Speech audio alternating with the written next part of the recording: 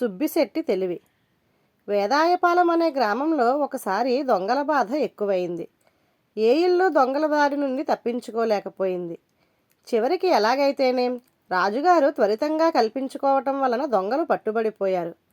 తరువాత గ్రామ ప్రజలందరికీ ఒక విషయం తెలిసింది. అదేమంటే దొంగలు అందరి ఇళ్లను దోచారు కానీ సుబ్బిశెట్టి ఇల్లు మాత్రం దోచలేదని.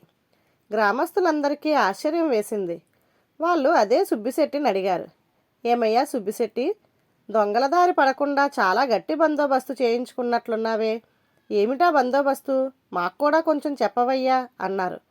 అందుకు సుబ్బిశెట్టి పెద్దగా నవ్వి, ఏమీ లేదు, మీరంతా తలుపులు బిడాయించుకొని పడుకుంటే నేను తలుపులు బార్లా తెరిచి సుఖంగా నిద్రపోయాను. నా ప్రవర్తన చూసి దొంగలకు అనుమానం వచ్చి నా జోలికి అసలు రాలేదు అన్నాడు. గ్రామస్తులు నిశ్చేష్టులయ్యారు. ధన్యవాదాలు.